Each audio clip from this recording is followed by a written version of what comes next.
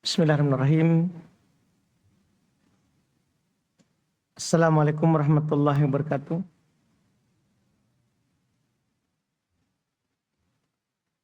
Innal hamdalillah nahmaduhu wa nasta'inuhu wa nastaghfiruh wa na'udzu billahi min syururi anfusina wa min sayyiati a'malina.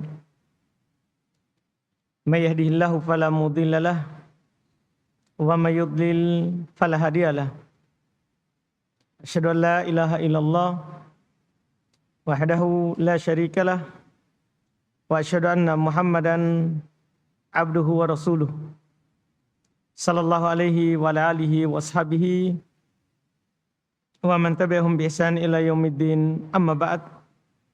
Alhamdulillah, kembali pada sore hari ini kita melanjutkan kajian tauhid dengan membahas kitab Al-Usul Ats-Tsalatsah karya Al-Imam Al-Mujaddid Syekhul Islam Muhammad ibn Abdul Wahhab rahimahullahu ta'ala.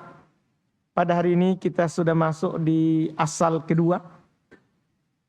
Setelah pertemuan sebelumnya kita sudah tamat dari usul pertama, yaitu ma'rifatullah, mengenal Allah.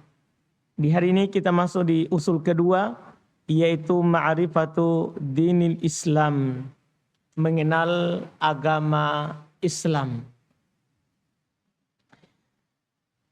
Kata beliau rahimahullahu ta'ala, al-aslu tsani, pondasi dasar dalam Islam yang wajib kita tahu sebagai muslim dan muslimah, ma'rifatu dinil islami bil adillah, mengenal agama Islam dengan dalil.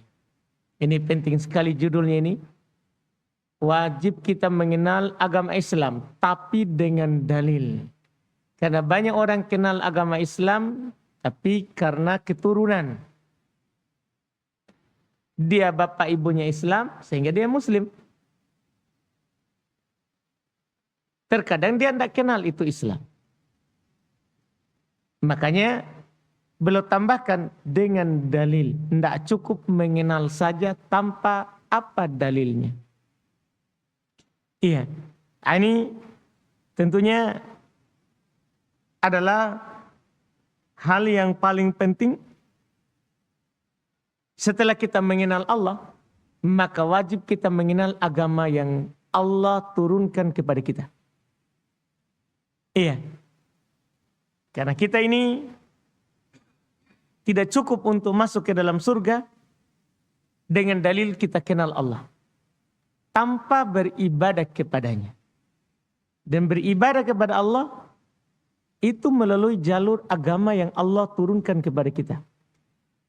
Dan agama yang diturunkan kepada kita melalui nanti usul ketiga, mengenal Nabi Muhammad, adalah agama Islam. Agama Islam ini harus kita mengenalnya, ya, karena dia adalah satu-satunya jalan untuk masuk ke dalam surga Allah. Bagi kita umat di akhir zaman ini, umat terakhir. Dan dia adalah satu-satunya agama yang diterima oleh Allah. Kata Allah, "Inna ad-dina 'indallahil Islam." Sungguh agama di sisi Allah itu hanya Islam.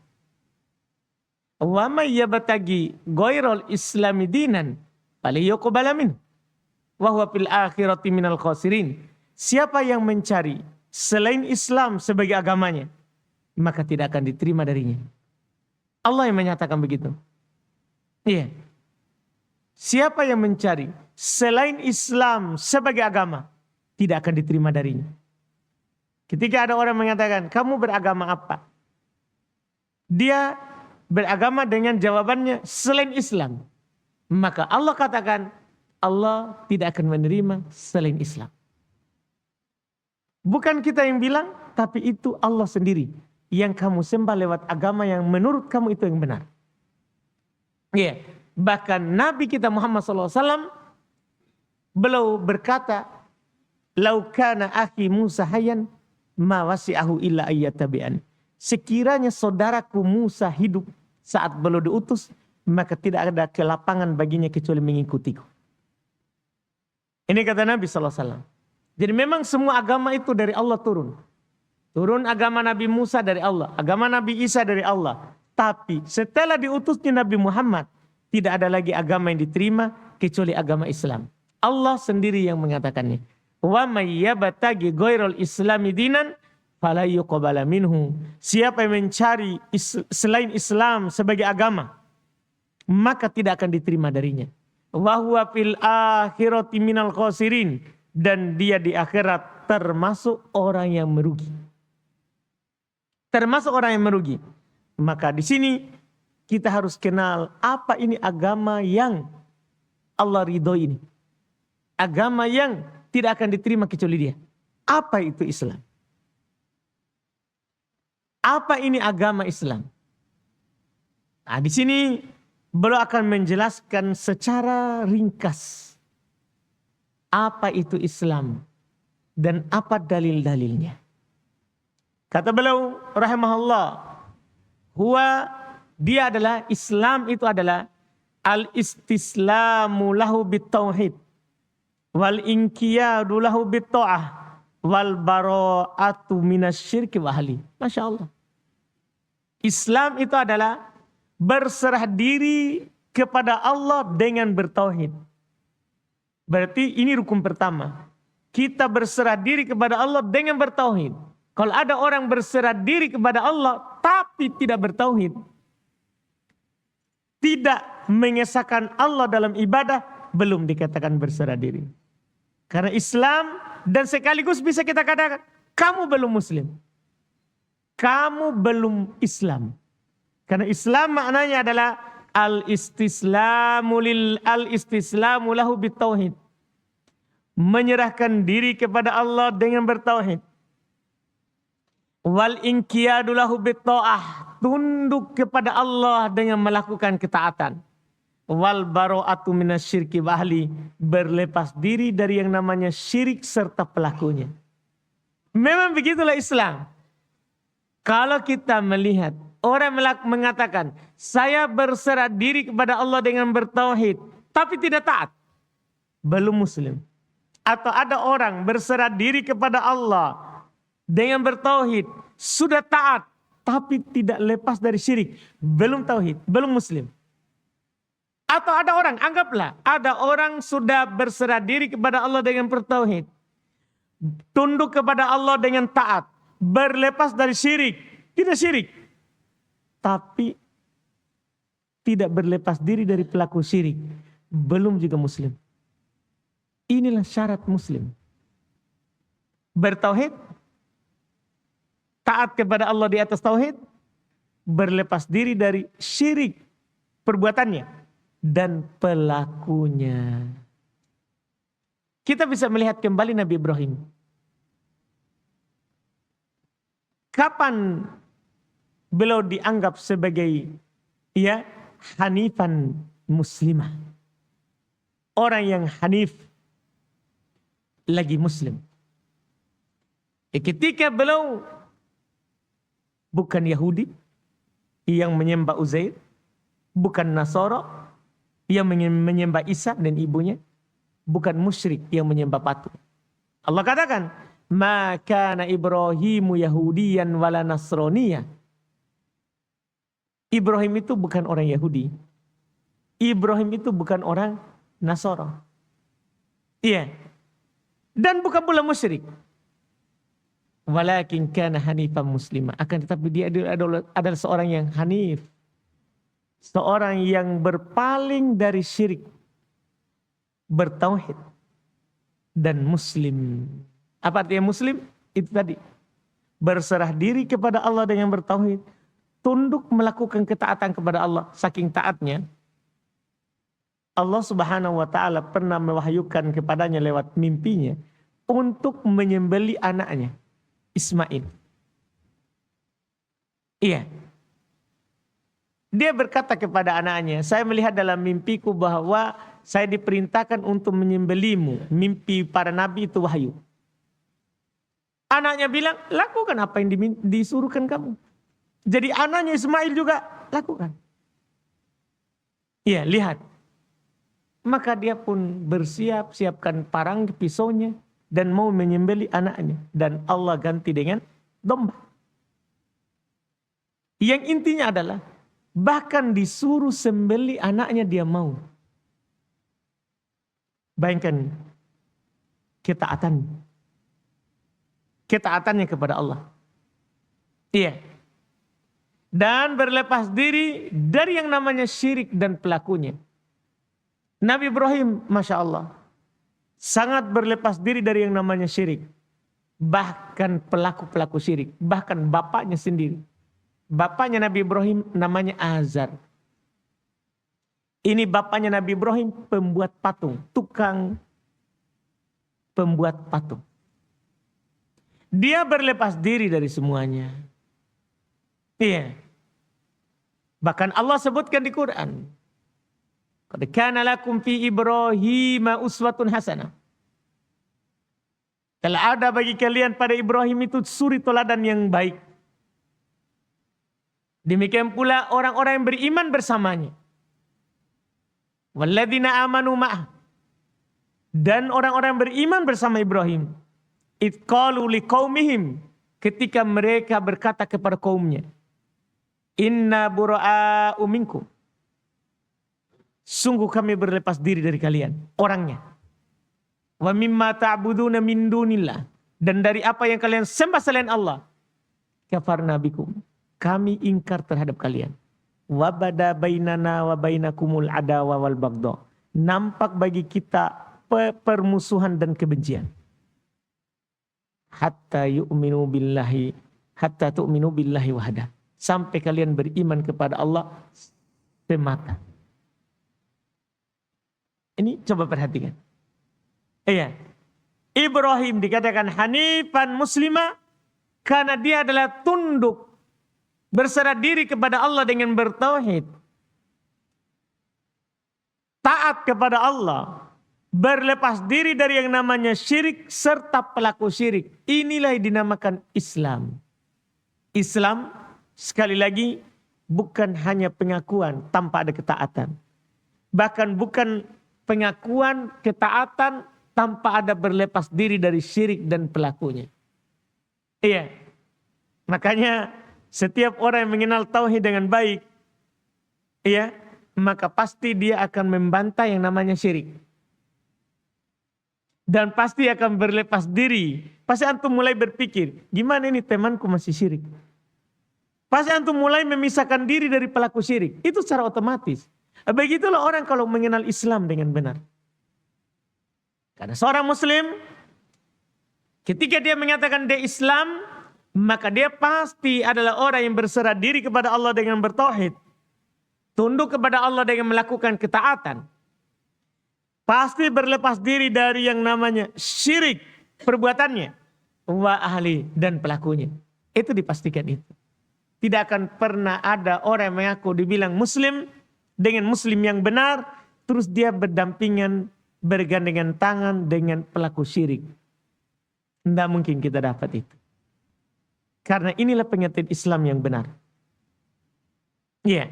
Kemudian kata beliau, wa huwa salasu maratib. Islam itu ada 3 tingkatan. Tingkatan paling luar, kemudian dalam, kemudian yang paling dalam. Itu tingkatan bawah, kemudian tengah, kemudian paling tingginya. Pertama al-Islam.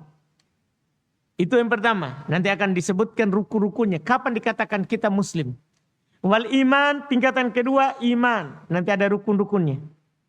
Wal ihsan, tingkatan ketiga adalah ihsan. Pelakunya disebut muhsin. Kapan kita disebut muhsin?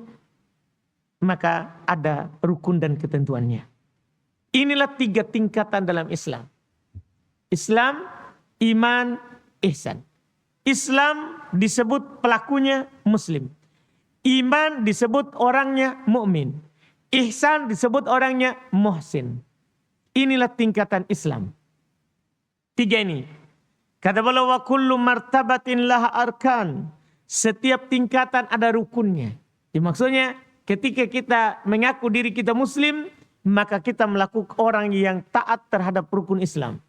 Ketika kita mengatakan diri kita adalah mukmin, berarti kita sudah masuk dalam rukun iman. Dan ketika kita bilang saya ini muhsin, maka kita telah melakukan yang namanya rukun ihsan. Karena setiap tingkatan ada rukunnya. Sekarang rukun pertama. Beliau berkata fa'arkanul islami khamsah. Rukun Islam ini tingkatan pertama. Maka rukun Islam ada 5. Ini sebenarnya kita sudah maklumi bersama. Tinggal di sini adalah dalilnya apa dari setiap rukun. Kan belum bilang tadi kenal Islam dengan apa? Dalil. Sebenarnya kita sudah hafal dari SD. Bahkan dari TK ya. Siapa yang TK sudah hafal yang namanya rukun Islam. Cuman kalau ditanya apa dalil 2 kalimat syahadat? Apa dalil solat? Apa dalil zakat? Apa dalil haji? Ini yang masalah kita. Karena kan kita tidak boleh hanya kenal tanpa tahu apa dalilnya. Kalau kita kenal dengan ada dalil, maka mudah kita tunduk. Kenapa? Karena kita yakin itu perintah Allah. Kenapa orang di luar sana yang tidak belajar susah sekali tunduk terhadap Islam? Karena mereka hanya mengenal Islam tanpa dalil. Tanpa dalil. Kata beliau, fa'arkanul islami khamsah. Maka rukun Islam ada 5. Syahadatu an la ilaha illallah wa anna muhammadan rasulullah wa iqamus shalah wa ita'uz zakah wa shaum ramadan wa hajju baitillahil haram. Kita sudah hafal semua ini. Rukun Islam ada 5. Syahadat bahwasannya tidak ada yang berhak disembah kecuali Allah. Muhammad adalah utusan Allah. Mendirikan solat, mengeluarkan zakat, berpuasa di bulan Ramadan, berhaji di Baitullah Al-Haram. Ini 5 rukun Islam. Iya. Apa dalilnya? Beliau akan menyebutkan dalil Quran dan dalil dari hadis. Iya, supaya kita paham apa dalil dari 2 kalimat syahadat. Kata beliau, fadalilu syahadah. Maka dalil rukun pertama bersyahadat. Awal wajib. Awal rukun yang harus kita pahami 2 kalimat syahadat. Iya. 2 kalimat syahadat. Kita bersaksi bahwasanya tidak ada yang berhak disembah kecuali Allah. Dan tidak boleh kita mengikuti selain Muhammad. Iya. Ini namanya kalau di istilah singkatnya ulama usul, ya, dan juga ulama tauhid, tauhidul mursil wa tauhidul mursal. Mentauhidkan yang mengutus dan mentauhidkan yang diutus. Paham maksudnya ini? Kita mentauhidkan Allah dan meyakini satu-satunya nabi yang wajib kita ikuti ajarannya sekarang adalah Muhammad. Iya. Itu namanya mentauhidkan Allah dan mentauhidkan Rasulullah. Ya, mentauhidkan Allah dalam hal penghambaan, hanya Dia yang kita sembah. Mentauhidkan Rasul, yaitu dalam hal kita tidak menyembah Allah kecuali dengan ajarannya. Itu namanya mentauhidkan Rasul. Bukan menghambakan diri kepada Rasul, tapi menghambakan diri kepada Allah. Tidak menghambakan diri kepada Allah kecuali dengan apa yang Rasulullah bawa. Sekarang apa dalilnya? Kata beliau fadalilu syahadah. Dalil syahadat. Syahidallahu annahu la ilaha illahu. Masya Allah. Allah bersaksi bahwasanya Dia tidak ada yang berhak disembah kecuali Dia. Allah sendiri yang bersaksi. Allah bersaksi, tidak ada yang berhak disembah kecuali Dia. Wal malaikah, para malaikat bersaksi. Tidak ada yang berhak disembah kecuali Dia. Wa ulul ilmi, dan orang-orang yang berilmu. 3 yang bersaksi. Otomatis kita ikut di belakangnya. Karena Allah sendiri bersaksi. Tidak ada yang berhak disembah kecuali Dia. Para malaikat bersaksi. Tidak ada yang berhak disembah kecuali Allah. Orang-orang yang punya ilmu. Lihat yang disebut yang berilmu, Pak. Karena orang bodoh tidak tahu masalah ini. Di ayat ini berkata Imam Al-Qurtubi menunjukkan keutamaan ilmu dan orang yang berilmu. Karena hanya orang yang berilmu yang digandengkan persaksiannya yang diakui.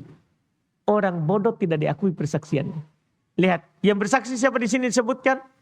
Allah, malaikat, dan ulul ilmi. Orang yang punya ilmu. Kata Imam Al-Qurtubi, seandainya di sana ada orang yang lebih mulia daripada orang yang berilmu, maka akan Allah gandengkan dengan dirinya dalam persaksian. Tapi tidak ada. Iya, tidak ada yang lebih mulia daripada yang punya ilmu. Semua tiga golongan ini bersaksi bahwasannya tidak ada yang berhak disembah kecuali dia. Qaiman bil qisto. Mereka tegak dengan keadilan persaksian itu. La ilaha illahu. Tidak ada yang berhak disembah kecuali dia Allah. Al-Azizul Hakim.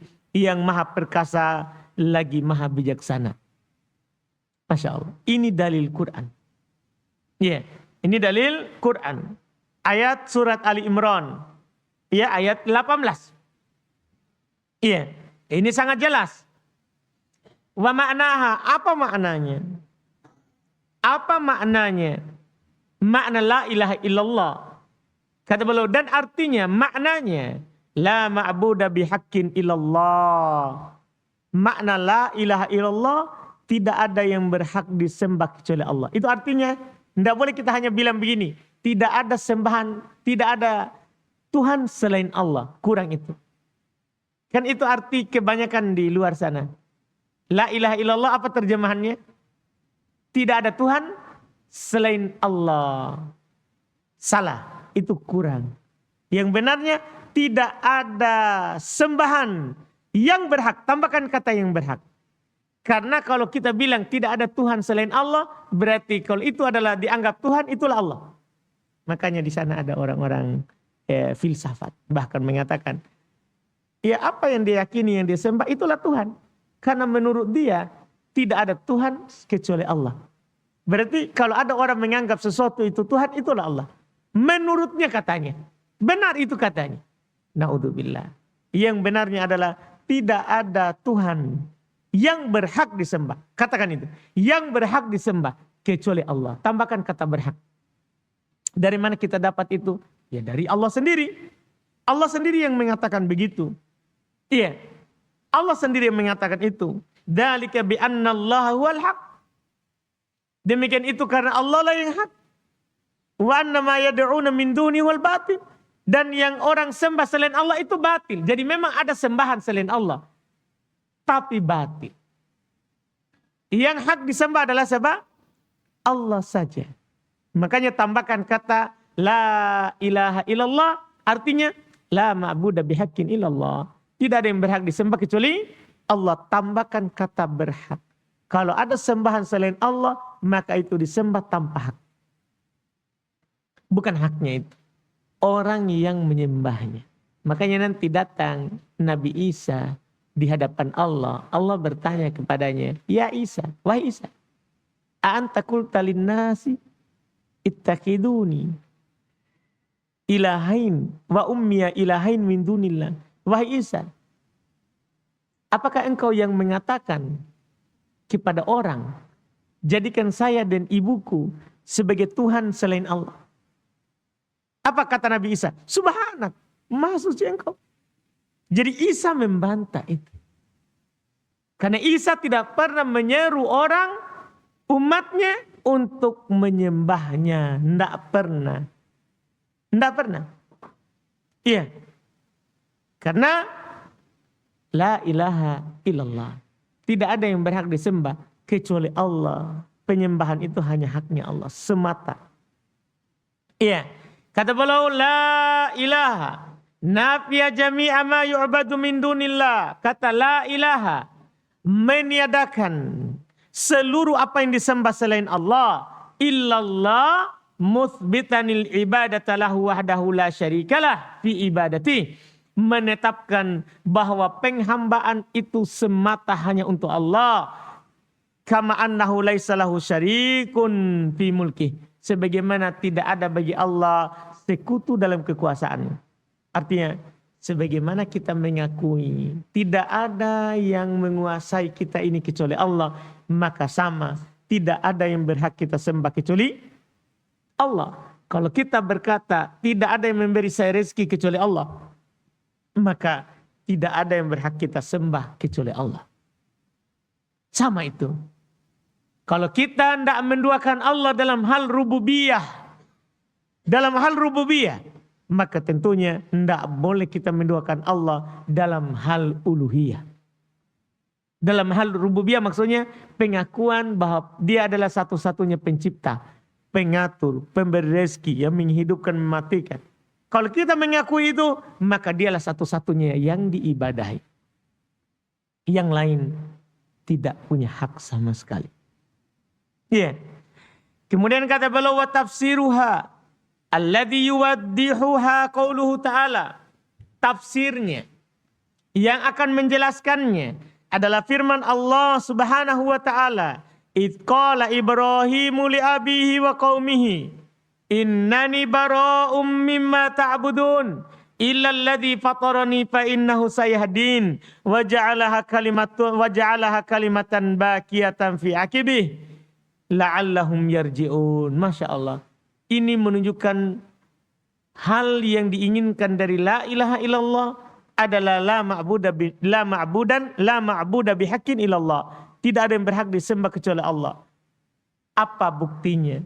Kata beliau, di antara yang menafsirkannya dan yang menjelaskannya adalah firman Allah, idh qala Ibrahimu li abihi wa qaumi. Ingatlah ketika Nabi Ibrahim berkata kepada bapaknya dan kaumnya, innani bara'um mimma ta'budun. Lihat Ibrahim, sungguh saya berlepas diri dari apa yang kalian sembah. Lihat Ibrahim. Lihat, saya berlepas diri dari apa yang kalian sembah. Illalladzi fatarani, kecuali yang menciptakan saya. Sembahan saya adalah pencipta saya. Fa innahu sayahdin, karena dialah yang memberi saya petunjuk. Ketika Allah yang kita akui satu-satunya yang memberi kita petunjuk, maka kita juga harus akui. Berarti dia adalah satu-satunya yang kita harus ibadahi. Masa Allah beri kita petunjuk, terus kita pergi sembah yang lain? Tidak cocok. Tidak cocok sama sekali. Iya, makanya Nabi Ibrahim ingatkan, saya berlepas diri dari apa yang kalian sembah, kecuali yang menciptakan saya. Karena sungguh dialah yang memberi saya hidayah. Wa ja'alaha kalimatan baqiyatan fi aqibi. Dan Nabi Ibrahim jadikan ini adalah sebagai kalimat yang tetap di keturunannya. Makanya keturunan Nabi Ibrahim selalu berkata, la ilaha illallah. Tidak ada yang berhak disembah kecuali Allah Subhanahu wa ta'ala. La'allahum yarji'un, agar supaya mereka kembali kepada Allah. Karena ketika orang mengatakan la ilaha illallah dengan makna yang dia pahami, tidak ada yang berhak disembah kecuali Allah, maka pasti dia akan tinggalkan batu, pohon, patung, kuburan, dipastikan itu. Kecuali dia hanya bilang la ilaha illallah tapi tidak tahu arti. Tapi ketika kita paham, saya bilang la ilaha illallah dan tahu artinya, pasti kita akan tinggalkan sembahan-sembahan selain Allah. Otomatis. Lihat orang musyrikin saat Nabi diutus kepada mereka. Nabi berkata begini kepada mereka, Qul la ilaha illallah tuflihu. Katakan la ilaha illallah maka kalian akan beruntung. Apa jawaban musyrikin? Apa jawaban orang-orang musyrikin di zaman Nabi? Kata mereka, aja'alal alihata ilaha wahidah. Apakah mereka menjadikan sembahan apakah dia menjadikan sembahan cuma satu? Lihat, karena mereka paham. Jadi ketika Nabi bilang begini, katakan la ilaha illallah. Apa jawabannya? Apakah dia ingin menjadikan Tuhan cuma satu? Kalau sebenarnya orang yang menyembah kuburan atau menyembah pohon atau patung atau laut atau sungai, ketika kita katakan ucapkan la ilaha illallah, mudah dia ucapkan. Kenapa kira-kira? Tidak tahu arti, tidak tahu kandungan dan keharusannya. Makanya jangan heran orang berzikir mengucapkan la ilaha illallah 100 kali, 1000 kali. Apa yang terjadi? Syirik. Syirik. Begitulah yang dikatakan oleh Syekh Muhammad bin Abdul Wahab yang kitab sebelumnya. Yang beliau jelaskan bahwa kekafiran musyrik zaman dulu itu lebih ringan daripada yang sekarang. Sekarang lebih berat. Kenapa? Mereka syirik dalam keadaan juga menyatakan la ilaha illallah.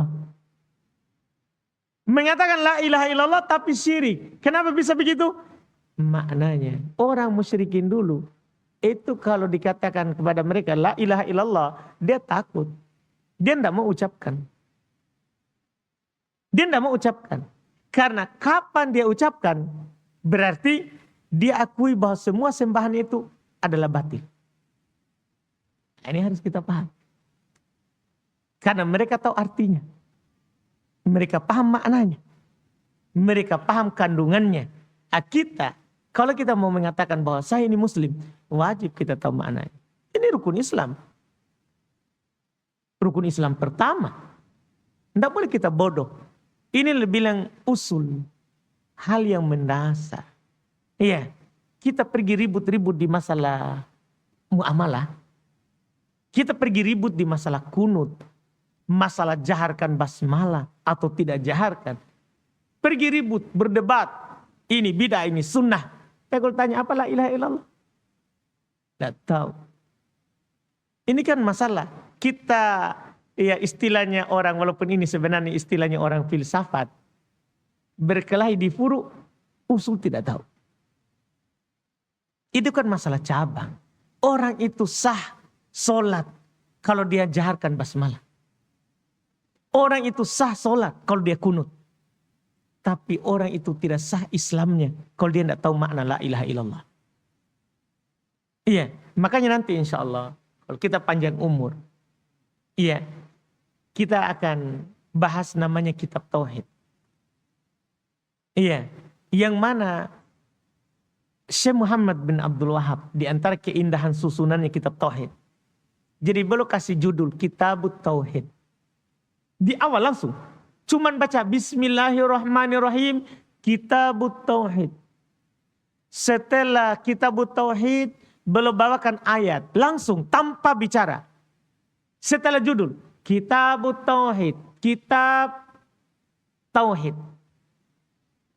Setelah judul langsung dibilang wa qauluhu ta'ala, Allah berfirman, wa ma khalaqtul jinna wal insa illa liya'budun. Tidaklah saya ciptakan jin dan manusia kecuali untuk beribadah kepadaku. Wa makna ya'budun wahidun. Makna beribadah mentauhidkanku. Artinya, bertauhid ini hikmah kita dicipta. Kita ini dicipta untuk bertauhid, bukan untuk syirik. Setelah itu beliau sebutkan ayat kedua, yang anehnya, yang indahnya ini. Beliau sebutkan ayat kedua. Wa qauluhu ta'ala, wa laqad ba'atna fi kulli ummati rasula an i'budullaha wajtanibut taghut.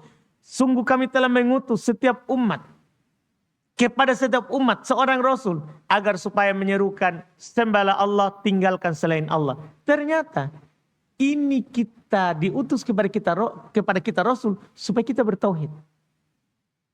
Sudah kita keluar di bumi ini untuk bertauhid. Setelah kita keluar, kita didatangkan Rasul untuk mengajarkan kita jalan menuju Allah. Apa yang diajarkan? Tauhid. Tinggalkan syirik. Setelah itu beliau sebutkan ayat ketiga. Wa qada rabbuka alla ta'budu illa iyyah. Rabbmu menentukan bahwasannya kalian tidak boleh beribadah kecuali hanya kepadanya. Ternyata kita dicipta untuk bertauhid. Keluar dari bumi, Allah utus kepada kita Rasul untuk mengajak kita bertauhid. Ayat ketiga, ternyata itu adalah perintah Allah. Kita tidak boleh beribadah kecuali hanya kepada Allah. Bayangkan susunannya. Kita tidak akan mengira sampai seperti itu. Ternyata ini kita dicipta bukan untuk keluar, makan, minum, kawin. Bukan. Kita keluar untuk bertauhid. Oleh karena itu, karena kita keluar ini adalah untuk bertauhid, tidak mungkin kita tahu jalan menuju Allah tanpa Rasul. Kan ini tidak bisa didapatkan dengan bertapa. Kita pergi ke gua sana sampai tumbuh semua rambut. Tidak bisa. Ini harus lewat jalur Rasul. Lewat jalur Rasul. Ini hikmah Rasul diutus. Makanya setelah kita keluar dari ke muka bumi ini dengan tujuan kita dicipta untuk bertauhid, diutuslah kepada kita Rasul. Diutus. Setelah itu ternyata kita dikabarkan, kita ini memang diperintahkan hanya untuk beribadah kepada Allah. Ini kita. Ini harus kita paham. Jangan sampai kita lupa tujuan kita dicipta. Jangan sampai kita lupa kenapa ada Rasul. Jangan sampai setiap tahun kita maulid. Setiap tahun kita maulid. Iya, mengingat kelahiran Rasul. Tapi kita tidak tahu tujuan Rasul itu lahir dan diutus untuk apa. Iya, harus kita paham itu. Jangan sampai kita memperingati maulid kelahiran Rasul, tapi tetap syirik. Karena kita tidak paham sebenarnya itu beliau lahir dan diutus kepada kita untuk apa. Apa yang beliau ajarkan, seharusnya itu yang dicari. Iya. Jangan cari telur, songkolok. Iya. Itu masalah. Iya. Ini yang harus ternyata kita pahami bersama. Iya. Dan nanti di sana kita akan tekankan. Di sana itu Masya Allah. Di kitab Tauhid. Di sanalah disebutkan semua terkait dengan Tauhid. Lebih dari 60 bab. Semuanya yang wajib kita yakini. Yang sunnah kita yakini. Penyempurna tauhid. Di sana semuanya. Ini hanya dasar. Iya, hanya dasar. Iya. Dan dasar ini saja sudah bisa menyelamatkan kita. Karena kita ditanamkan apa itu makna Islam. Oh, ternyata Islam itu maknanya al-istislamu lillahi, al-istislamu lahu bitauhid. Wal inqiyadu lahu bitta'ah wal bara'atu lahu minasyirki wal bara'atu minasyirki wa ahli. Setelah itu kita tahu, oh ternyata dia punya 3 tingkatan. Ada Islam, ada iman, ada ihsan. Terus setiap rukun, setiap tingkatan ada rukun. Oh, rukun Islam 2 kalimat syahadat. Apa makna syahadat? Ini harus kita tahu. Kalau kita tidak tahu ini adalah hal yang akan membuat kita itu nanti menyesal, sengsara. Karena saya sudah bilang tadi, kita baca basmalah jahar, sah solatnya. Kita kunut, sah solatnya. Tapi kalau kita tidak tahu makna syahadat, tidak sah Islam. Mana yang kita pilih? Iya. Tidak tahu makna la ilaha illallah, bukan muslim. Artinya kalau kita bukan muslim, karena tidak paham makna syahadat, akhirnya kita syirik. Kita sholat batal. Puasa batal. Haji batal. Zakat batal. Iya, batal. Maka fokus utama para nabi dan para rasul adalah tauhid. Bagaimana hanya menyembah Allah. Tidak ada yang namanya syirik. Ya, ini secara singkat. Kemudian kata beliau wa qauluhu ta'ala, dan Allah berfirman. Allah Subhanahu wa taala berfirman, "Qul ya ahlal kitabi ta'alau ila kalimatin sawa'im bainana wa bainakum alla na'budu illallah wa la nusyrika bihi syai'a wa la yattakhidha ba'duna ba'dha arbaban min dunillah fa in tawallaw faqulu asyhadu bi anna muslimun." Ini ayat Masya Allah.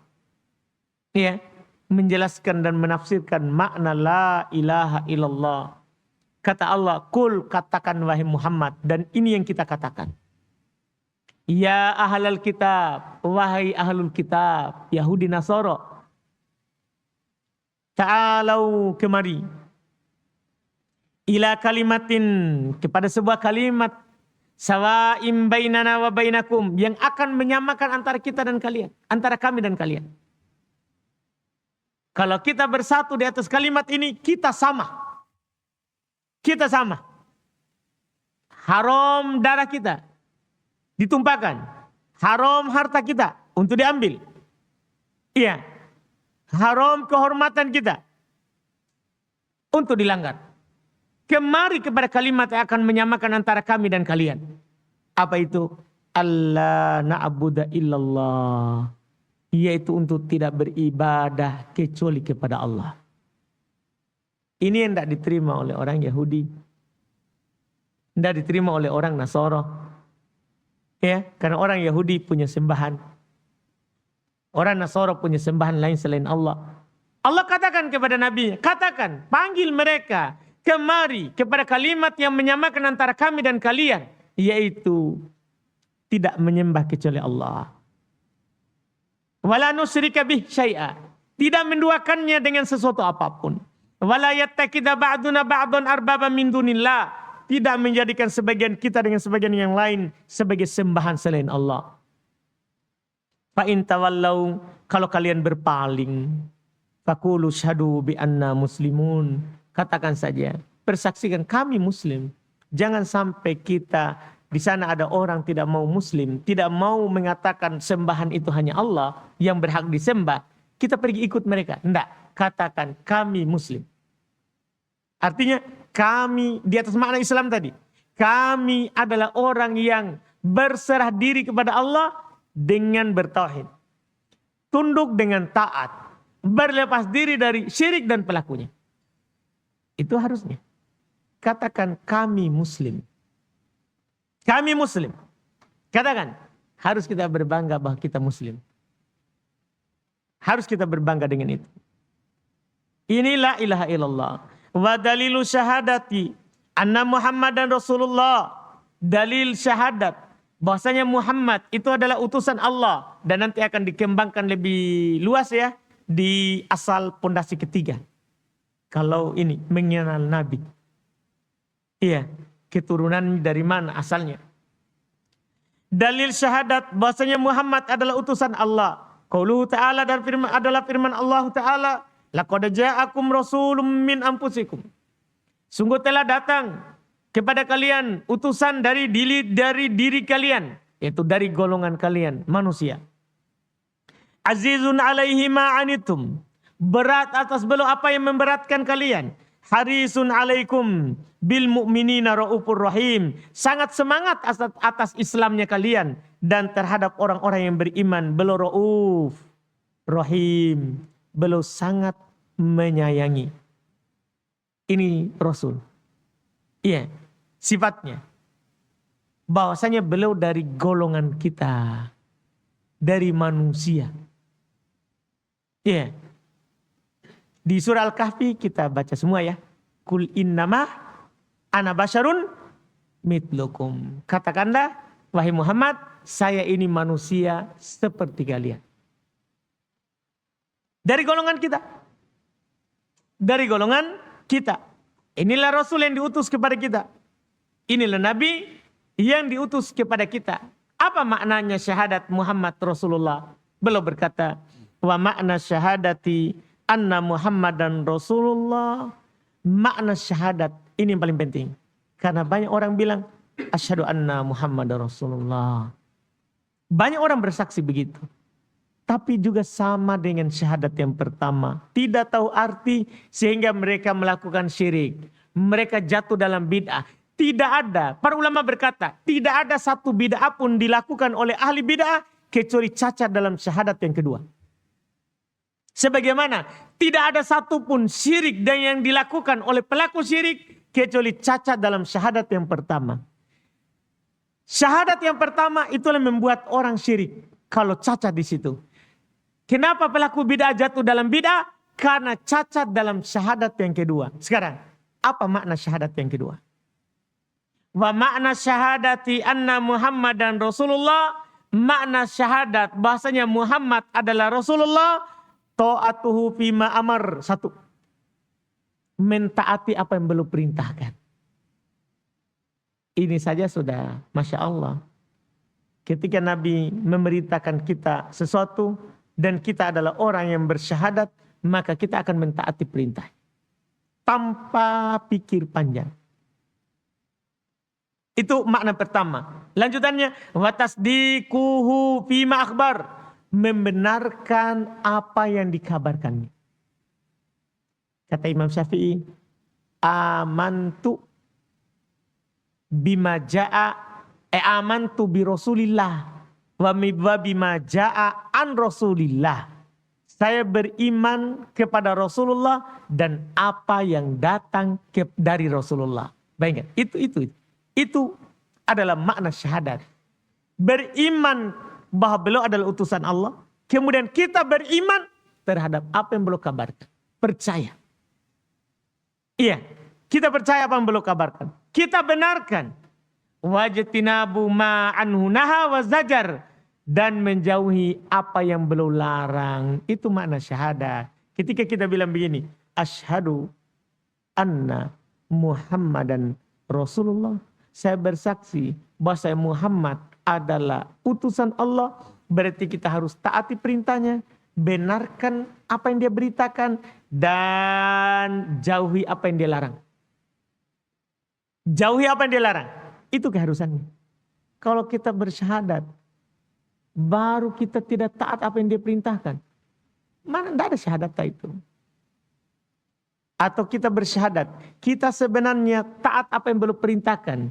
Kita benarkan sebenarnya apa yang beliau kabarkan. Tapi tidak menjauhi apa yang dilarangnya. Tidak ada syahadat itu. Syahadat Muhammad Rasulullah, rukunnya 1. Kita taat terhadap apa yang beliau perintah. 2, kita benarkan apa yang beliau bawa. 3, kita jauhi apa yang beliau larang. Kata Allah, wa ma atakumur rasulu fakhudu wa ma nahakum anhu fantahu. Apa yang dibawa oleh Rasul ambil, apa yang dilarang oleh Rasul tinggalkan. Qul in kuntum tuhibbunallaha fattabi'uni yuhibbukumullah. Katakan wahai Muhammad, jika kalian mencintai Allah, ikuti saya, maka Allah akan mencintai kalian. Ini pernyataan. Baru kita dianggap bersyahadat. Wa Allah yang paling terakhir dan ini yang paling penting. Dengan rukun ini kita tidak boleh bid'ah. Wa alla yu'badallahu illa bima syara'a. Dan Allah tidak boleh disembah kecuali dengan apa yang dia syariatkan. Jadi kalau ada kita sembah Allah dengan yang Nabi tidak syariatkan, Nabi tidak ajarkan, Nabi tidak bawa, belum benar syahadat tak. Karena syahadat yang benar adalah pengakuan terakhir. Tidak kita sembah Allah kecuali dengan apa yang Nabi bawa. Itu syaratnya. Itu ketentuannya. Cacat di sini, maka kita akan keluar dari sunnah ke bid'ah. Ketika cacat ini. Ketika kita cacat ini. Iya. Ketika kita melakukan hal yang Nabi tidak ajarkan. Memasukkan sebuah ritual atau ibadah yang Nabi tidak pernah lakukan. Maka itu menunjukkan syahadat kita cacat. Syahadat yang kedua. Karena kalau benar syahadat yang kedua, maka kita kalau bisa, saya pernah dapat faedah tapi saya lupa di mana itu. Orang yang benar syahadatnya, maka sebenarnya dia kalau itu menggaruk adalah ibadah. Kalau itu menggaruk adalah ibadah, maka dia tidak akan menggaruk kecuali dengan yang Nabi kasih suruh, di situ harus digaruk. Lihat Umar ibn Khattab. Iya, ini prakteknya ini, benarnya syahadat. Ketika dia pergi berhaji, dia cium Hajar Aswad. Apa dia bilang? Lau anni ma ra'aitu Rasulullah sallallahu alaihi wasallam yuqabbiluki ma qabbaltuk. Sekiranya saya tidak pernah melihat Rasulullah menciummu, saya tidak akan menciummu. Bayangkan. Seandainya Rasulullah tidak pernah menciummu wahai Hajar Aswad, saya tidak akan menciummu. Kenapa? Umar jelas mengatakan, inni la'alamu annaki hajar. La tadur wa la tanfa. Saya ini yakin, kamu ini hanya batu. Tidak bisa memberikan manfaat. Tidak bisa memberikan mudarat. Saya yakin, kamu ini batu. Tapi kenapa saya menciummu? Saya pernah melihat Rasulullah. Bayangkan. Ibnu Umar melakukan perjalanan haji. Kan jalan. Ketika di perjalanan dari Madinah ke Makkah, dia singgah, dia turun di mana Nabi pernah turun di situ. Padahal ini kan hanya capek ya kita singgah. Tapi Ibnu Umar, dia lakukan itu. Lihat orang yang benar syahadatnya. Pernah Ibnu Umar, dia talak istrinya. Iya. Sampai kepada Nabi. Maka yang menyampaikan kepada Nabi bapaknya Umar bin Khattab. Kata Nabi kepada Umar, murhu falyuraji'ha. Perintahkan Ibnu Umar rujuk dengan istrinya. Rujuk karena Nabi suruh. Umar sendiri. Dia pernah mendengar Nabi SAW bersabda, la tahlifu bi abaikum. Jangan kalian pernah bersumpah dengan nama bapak-bapak kalian. Karena dulu kebiasaan orang jahiliyah bersumpah demi bapaknya, demi ibunya. Bersumpah. Tapi turun syariat Islam, jangan kalian bersumpah kecuali dengan nama Allah. Tidak boleh bersumpah dengan nama selain Allah. Iya. Man kana halifan falyahlif billah. Siapa yang mau bersumpah, hendaklah dia bersumpah dengan nama Allah. Kata Umar, saya tidak pernah bersumpah dengan nama selain Allah semenjak saya dengar itu. Lihat orang yang benar syahadatnya. Inilah orang yang benar syahadatnya itu. Karena ketika syahadat kita benar, maka kita akan taat perintah Nabi kita. Kita akan benarkan yang beliau sampaikan. Kita akan meninggalkan yang beliau larang. Dan kita tidak akan beribadah kepada Allah kecuali dengan apa yang beliau kabarkan. Tidak akan mungkin kita menyembah Allah dengan sesembahan atau peribadatan atau ritual ibadah yang tidak pernah Nabi kabarkan. Tidak mungkin. Kalau benar syahadatnya kita. Ini masalah. Makanya tidaklah terjadi yang namanya syirik kecuali salah dalam makna syahadat yang pertama. Dan tidaklah terjadi yang namanya bid'ah kecuali bermasalah dalam syahadat yang kedua. Iya, dalam syahadat yang kedua. Ini yang disebutkan. Ini dalil syahadat yang pertama, yaitu rukun Islam yang pertama. Sekaligus rukun Islam yang pertama. Setelah itu dalil sholat, zakat itu setelahnya. Kita ambil lagi di pertemuan akan datang insya Allah. Iya. Tidak cukup waktunya kalau kita ambil dalil untuk 5 rukun Islam tadi. Kita lanjut sedikit dengan tanya jawab. Cek, mungkin dari Ikhwa dulu. Ada yang ingin ditanyakan? Silahkan. Dari adik-adik santri, barangkali ada yang ditanyakan terkait dengan materi yang saya bawakan tadi. Silahkan.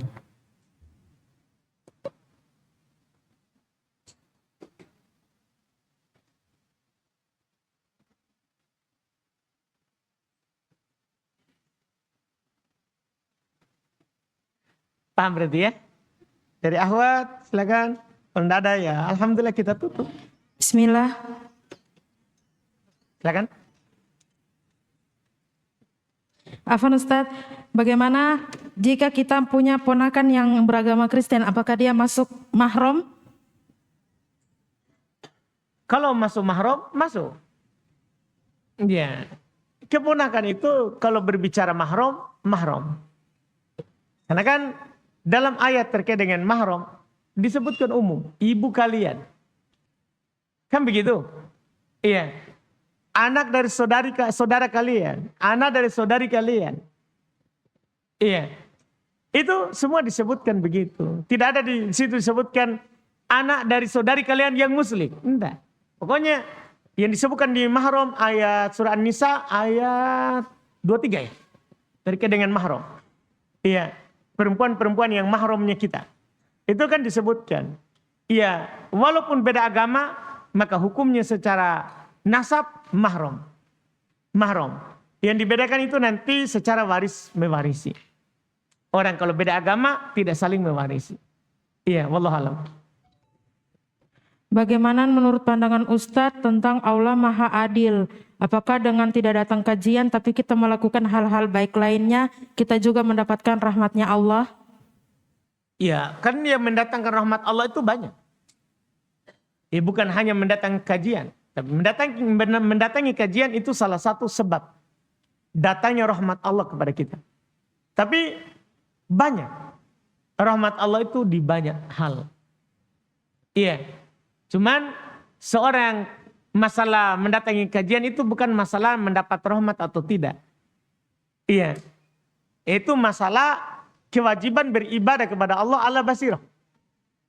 Di atas ilmu. Kita ini semua muslim muslimah diwajibkan oleh Allah untuk beribadah kepada Allah di atas basirah. Di atas ilmu yang jelas. Bukan kira-kira atau sangka-sangka. Bukan. Itu saja. Iya. Dan dia sekaligus tentunya di antara keutamaan. Itu namanya keutamaan. Orang yang mendatangi majelis ilmu, maka dia mendapatkan rahmat. Iya, wallahu a'lam.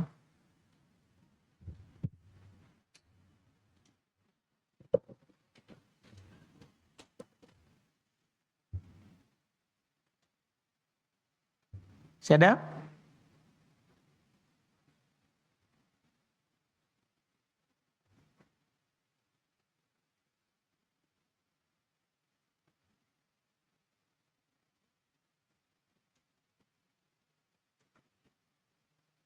Sudah? Enggak ada?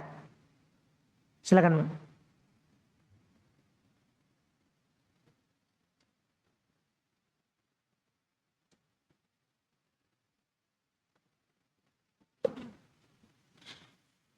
Afwan Ustadz, masih ada satu lagi. Bagaimana kita kalau ikut umroh atau haji tapi dengan travel yang tidak sesuai syariat? Tidak sesuai syariat ya. Ngeri ya. Ini ngeri sekali nih. Iya.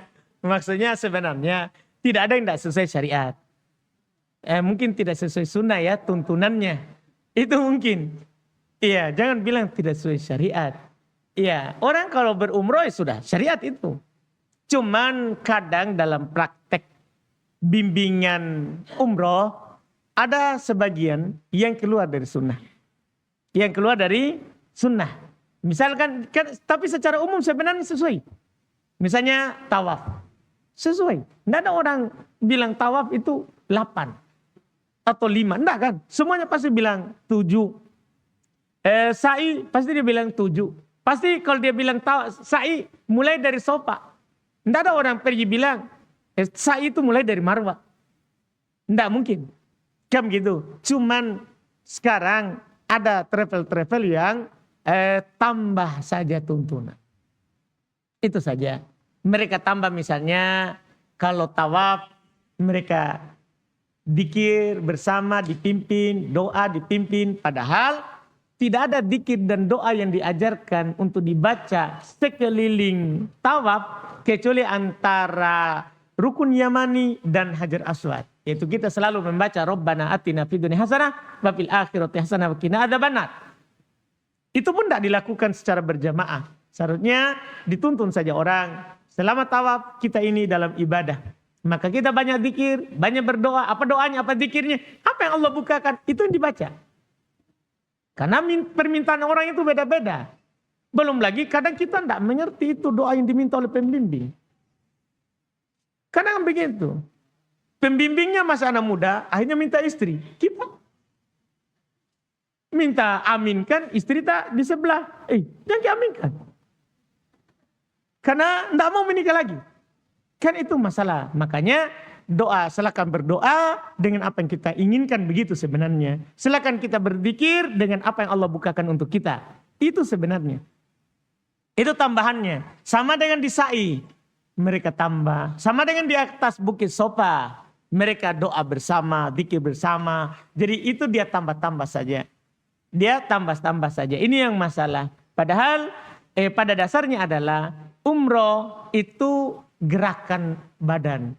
Semua bacaan dalam umroh itu sunnah.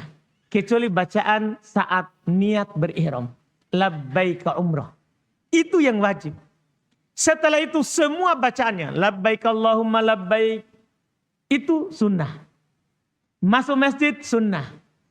Ya, semua bacaannya sunnah. Iya, di dalam berumroh. Cuman mereka itu memaksakan orang untuk zikir, doa bersama. Itu saja hal-hal tambahan. Nah, kalau kita ikut travel itu, ya nggak usah. Kalau dia pimpin, nggak usah kita doa sendiri saja. Apa yang kita mau minta, kita zikir sendiri saja. Iya, karena kita lewat travel untuk mengaturkan saja perjalanan. Mengaturkan saja perjalanan, mengaturkan hotel, mengaturkan mobil. Begitu saja. Iya, alhamdulillah. Wallahualam. Bagaimana hukumnya saudara tiri bawaan dari ayah? Apakah itu mahram atau tidak? Apakah dosa kalau kita safar hanya ditemani saudara tiri dari ayah? Saudara tiri dari ayah. Berarti kita dibawa oleh ibu. Naam. Berarti tidak seibu sebapak. Tidak. Bukan mahram. Jadi anak yang masing-masing dibawa, itu tidak mahram. Antara anak ya. Anaknya itu si ibu, mahramnya suaminya. Suaminya sekarang, bapak tirinya. Atau anaknya si bapak, mahramnya ibu. Mahramnya ibunya. Dengan syarat sudah berhubungan badan. Kalau akad dan berhubungan badan, maka mahramnya antar ibu bapaknya. Tapi sesama anak bukan mahram. Bukan mahram. Jadi boleh menikah. Sesama anak bawaan. Jadi nanti mertuanya ayahnya. Mertuanya ibunya begitu. Ayah tiri, ibu tiri. Jadi mertuanya. Iya. Anak bawaan bukan mahram. Yang sama-sama dibawa ya. Bukan mahram. Wallahualam. Apakah tawaf wada wajib untuk umroh? Tidak ada tawaf wada umroh. Jadi jangan sampai salah ya. Jadi tawaf wada itu di haji. Tawaf wada itu di haji. Karena kemungkinan kita satu kali seumur hidup. Seperti Nabi. Waktu haji beliau terakhir, tawaf wada. Dan tidak pernah dinukil beliau tawaf wada umroh. Karena umroh itu bisa setiap saat. Masa kita sudah tawaf perpisahan, baru mau lagi umroh? Jangan kita pergi umroh, sudah ke wada. Penghormatan ya. Berarti dalilnya berarti masalah syahadat tak itu? Ya itu jadinya. Kan syahadat Muhammad Rasulullah. Kita tidak boleh beribadah kepada Allah dengan perasaan tak. Dengan berdalil penghormatan. Ya apakah Nabi tidak tahu? Itu masalah. Itulah masalah. Jadi intinya tidak ada tawaf wada pada umroh. Makanya yang masalah sekarang kadang orang begitu. Kan orang umroh itu bebas waktunya. Kadang juga mereka sudah tawaf wada, terus mau lagi pergi masjid. Orang tawaf wada tidak boleh kembali ke masjid. Itu masalah. Seharusnya dia masih bisa sholat duhur, bisa juga jamaah asar, karena mau pergi pulang sebentar setelah duhur. Tapi karena sudah tawaf wada, masalah. Tidak ke masjid. Padahal masih lumayan 100.000 kali lipat sholat di masjid di Palu. Tapi karena sudah tawaf wada kita tidak ke masjid. Nah, ini masalah intinya adalah tidak ada tawaf wada umroh. Wallahualam. Bismillah, Ustaz. Tanya. Saya tanyakan Ustaz, ini kan kalau kita baru belajar ini, adakah urutan-urutan kitab yang bagus yang harusnya kita pelajari? Karena kalau kami yang lihat ini kan banyak sekali kitab-kitab orang kayak Umdatul Ahkam, Raidatus Shalihin. Kalau kayak baru belajar begitu urutannya bagusnya mulai dari yang mana Ustaz? Baik. Jadi sebenarnya bukan masalah kitab. Kitab itu kan hanya wasilah untuk kita belajar. Iya, para ulama menulis kitab dalam rangka menjelaskan ilmu. Karena kalau dijelaskan sama lisan saja tanpa ditulis, tidak ada warisan untuk orang belakangan. Jadi tulisan itu adalah wasilah. Hanya sebab kita belajar. Tapi kalau kita ditanya apa yang harus kita pelajari, maka kita yang nol mulailah dari apa yang wajib kita tahu. Misalnya syahadat. Wajib kita mulai dengan syahadat. Setelah itu kalau kita sudah paham syahadat, kita belajar sholat. Sholat. Kalau sudah paham sholat, kita belajar zakat. Datang bulan Ramadan, belajar berpuasa. Datang kemampuan untuk berhaji, belajar haji. Jadi mulai dengan yang wajib kita lakukan. Gitu Pak. Lihat ketika Nabi utus Mu'ad ke Yaman. Apa kata Nabi kepadanya? Innaka sata'ati qauman ahli kitab. Kamu akan mendatangi kaum dari ahli kitab. Falyakun awwal ma tad'uhum ilai syahadata an la ilaha illallah. Hendaklah yang pertama kamu serukan, ajarkan kepada mereka syahadat. Bahwasanya tidak ada yang berhak disembah kecuali Allah. Jadi syahadat. Kemudian apa kata Nabi? Fa inhum ata'uka lidzalik. Ini namanya cara pengajaran dididik. Diajarkan apa yang harus dipahamkan dulu. Fa inhum ata'uka lidzalik. Jika mereka sudah taat kepada kamu dalam hal itu. Jadi sudah taat, sudah terima la ilaha illallah. Fa akhbirhum. Baru kabarkan kepada mereka. Anallaha aftarada alaihim khams salawat fi kulli yaumin wa lailah. Kabarkan kepada mereka bahwa Allah mewajibkan 5 salat dalam sehari semalam. Jadi salat itu kalau sudah paham syahadat. Setelah sudah paham salat, fa innahum ata'uka lidzalik. Jika mereka telah taat kepada kamu dalam hal itu, sudah syahadat aman, salat juga dia sudah lakukan, maka kata Nabi, fa akhbirhum, kabarkan kepada mereka, annallaha aftarada alaihim zakata amwalihim. Kabarkan kepada mereka bahwasanya Allah wajibkan zakat dari harta mereka. Tukhadu min agniyaihim wa turaddu ila fuqaraihim. Diambil dari orang kaya mereka dan dikembalikan ke orang miskin. Ini namanya pengajaran. Jadi itu diajarkan apa yang disampaikan. Sekaligus isyarat disampaikan apa yang harus kita belajar. Jadi bukan bukunya, Mbak. Bukan bukunya.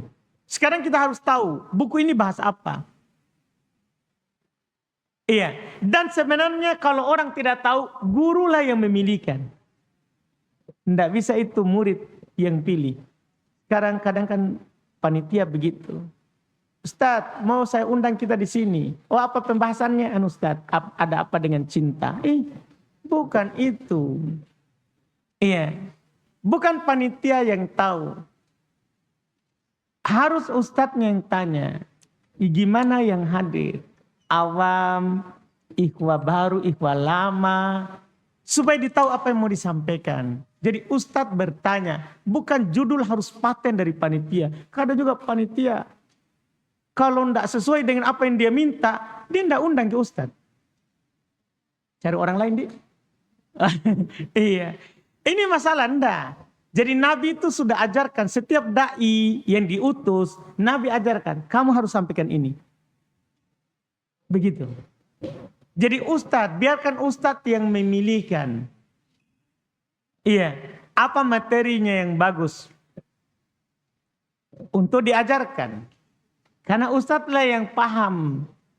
Apa yang paling penting dulu, kemudian yang paling penting. Begitu Pak. Jadi bukan masalah buku ini, sekali lagi bukan masalah buku. Tapi kita pilih mana yang wajib kita tahu. Di awal. Seperti itu Pak. Wallahualam. Syukran Ustaz. Bismillah, masih ada Ustaz. Baik, pertanyaan terakhir ya. Sudah saya diingatkan ini oleh Mas Agung. Mas atau Bang atau Deng atau Deng. Deng Agung. Baik. Silakan. Masih tentang anak sambung tadi Ustadz. Bagaimana istri atau suami, kan janda ini memiliki anak laki-laki. Istrinya itu, istri anak laki-laki ini mahram bagi mertua laki-lakinya atau bagaimana Ustadz? Dia punya. Seorang janda punya anak laki-laki menikah dengan mertua. Gimana itu? Ada seorang janda punya anak laki-laki. Anaknya menikah. Anaknya menikah. Jadi istri anaknya ini mahram bagi mertua tirinya itu atau bagaimana Ustaz? Mahram. Kan anaknya kan mahram. Kan dia bawa dah. Iya kan. Mahram. Jadi anak sambung Ustaz. Anak sambung. Iya itulah jalan keluar. Itulah jalan keluar. Jadi supaya mahram nikahkan anaknya. Dengan anaknya. Bukan Ustaz. Dengan orang lain. Betul, kan gini kan? Dia punya anak sambung kan? Seorang janda punya anak sambung, Punya anak sambung. menikah lagi. Kan anak sambung ini mahramnya itu janda. Kan begitu kan? Bukan Ustadz. Nggak. Tunggu Ki. Jadi kan gini. Sekarang ada seorang duda gitu toh? Iya, menikah dengan janda. Gitu ya. Duda ini bawa anak. Janda ini ada anak laki-laki. Betul, iya baik. Anak laki-laki ini ada istrinya. Istrinya ini mahram tidak dengan suaminya janda yang baru itu. Menantu bawaan. Makanya saya bilang tadi, anaknya mahramnya enggak? Kan itu pertanyaannya. Sekarang ada seorang janda bawa anak. Apakah anak ini mahramnya terhadap suaminya itu si janda? Anak kandungnya janda ini laki-laki ini Ustadz. Baik. Iya kan gini. Seandainya anak perempuannya saja, mahram enggak? Mahram. Begini Ustadz, menantu tiri mahram atau bukan Ustadz?